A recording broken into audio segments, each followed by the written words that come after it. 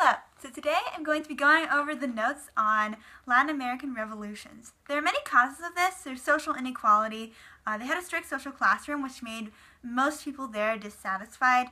Criollos wanted to govern the mestizos and mulattoes, which I think it's a bad word to say, but that's what's in the book. So they wanted economic equality. Africans wanted freedom, and Native Americans wanted their land back. Another cause of this was Enlightenment influence. Most Criollos were educated in Europe and were influenced by the philosophes. Another cause was Napoleon's conquest of Spain. King Ferdinand was replaced with Napoleon's brother, who the colonists felt no loyalty to. Another cause was American and French revolutions. Haiti was a French colony of Saint-Domingue. It was half of Hispaniola with 500,000 enslaved Africans. Toussaint Louverture, pardon my pronunciation, led 100,000 in revolt, and the French troops put down the rebellion and captured Toussaint. However, Dessalines continued the revolution, and they won independence in 1804. Ecuador, Venezuela, Colombia, Bolivia, and Panama were from the Viceroyalty of New Granada. Simón Bolívar, the liberator, led a volunteer army through the Andes Mountains to defeat the Spanish army in 1811. He wanted to create a United States of Latin America, which was called Gran Colombia, which eventually failed. Argentina, Peru, and Chile were in the Viceroyalty of Rio de la Plata. José de San Martín and Bernardo O'Higgins led an army through the Andes to defeat the Spanish. All three nationalist leaders were joined together in Ecuador and defeated the remaining Spanish at the Battle of Ayacucho in Peru in 1824. In Dolores, Mexico, Padre Miguel Hidalgo led the Grito de Dolores, which was a peasant revolt. He was defeated by the Peninsulares and Creoles.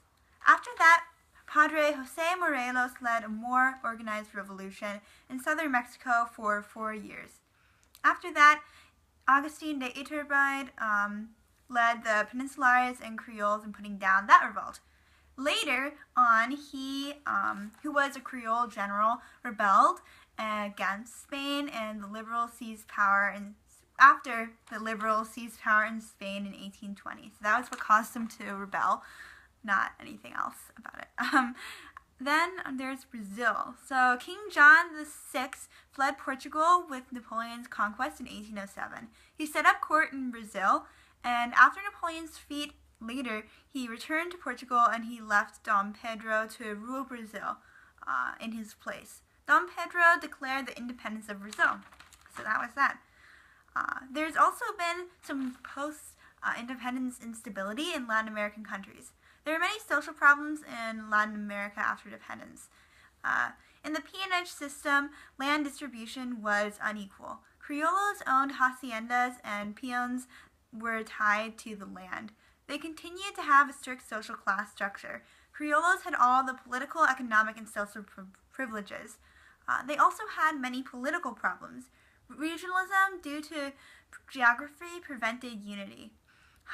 Hacendados had more political power than most people did, and and Latin America in general didn't have very much democratic experience. There are also many power struggles with caudillos, which are like dictators, and oligarchies. Society in Latin America could be called a triangle of power because there are three main forces that influence life there. The first being, in order from first to last, would be caudillos, hacendados, and the Roman Catholic Church. There are also many economic problems. They had a cash crop economy, which benefited the hacendados, but hurt the overall economy. They had to import their food, and home markets were flooded with imported materials, which made it hard for them to have their own businesses. There's a lack of industrialization, which prevented growth of the middle class. Foreigners invested in infrastructure and seized it when the debts weren't paid, which led to foreign intervention. Okay, now we're going to be talking about Mexican instability. So Santa Anna was the first president, and he ruled 4 times from the 1820s to 1850s.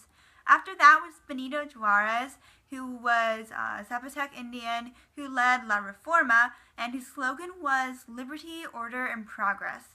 He redistributed land, separated church and government, and created a public education system. After that, Archduke Maximilian was brought to power after the Creoles asked France to overthrow the liberal Juarez government. France set in Maximilian to govern Mexico, along with troops. Next was Porfirio Diaz, who was a totalitarian dictator who used terror to oppress his opposition.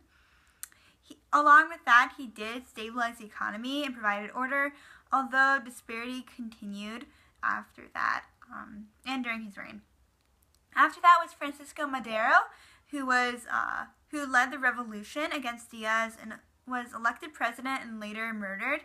Next was Victoriano Huerta, who was overthrown within 15 months by Venustiano Carranza, who is allied with Pancho Villa and Emiliano Zapata, who signed, and then Venustiano Carranza sided against the people who had helped him overthrow Huerta and became president. He started a moderate constitution but was overthrown by his general Alvaro Obregón, who promoted Mexican nationalism and the constitution but was also assassinated as president. After that, Mexico was governed by the Institutional Revolutionary Party until about the 90s. As you can see, there's some instability going on. Wonder why?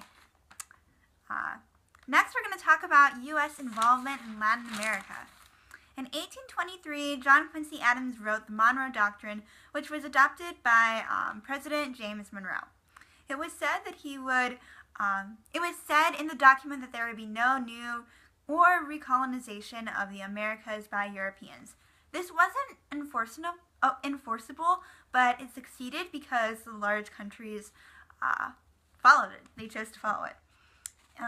In the Texas succession, colonists from the U.S. were sent to Texas, but they still identified as Americans, and eventually they started a revolution in what is known as the Mexican-American War. So, later, in 1893, Cuba was the last colony of Spain. They had tried to revolt many times, so the Spanish forced the Cubans into these camps, and anyone who wasn't in these camps was shot as a traitor. The U.S. started the Spanish-American War after the sinking of the USS Maine. The imperialist press said that Spain was responsible for the sinking, though that wasn't really proven. This is an example of what is known as yellow journalism, or fake news. In return for fighting for their independence in the Spanish-American War, Cuba allowed for the U.S. To rent a military base on the island of Guantanamo Bay. After that, the Platt Amendment was written. It was added to the 1901 Army Appropriations Bill, which provided seven conditions that Cuba had to have in order for the U.S. to withdraw troops. So that's what the Platt Amendment is. Later in 1904, Teddy Roosevelt built the Panama Canal. Panama was a part of Grand Colombia, so the U.S. had to ask their permission to build the canal, and Colombia refused. As a result, the U.S. encouraged the already developed revolution movement in Panama to continue, and they supported them in trying to separate from Grand Colombia. And this is an example of gunboat diplomacy, which is a foreign policy where you use force or a threat of it to get what you want. We eventually actually returned the Panama Canal to Panama, which was nice of us. After that, President Teddy Roosevelt was he added a corollary to the Monroe Doctrine, which made the U.S. Policy power in Latin America. Policing power in Latin America, sorry. It gave the U.S. a right to intervene in Latin American countries, when the U.S.'s economic security was involved. And as we can guess, we've used this a number of times. So that was a fun topic we got here. really lightening up our day. But anyway, hope this helped you study. Sorry if this topic was kind of sad. This is what's in the book. So, hope this helps.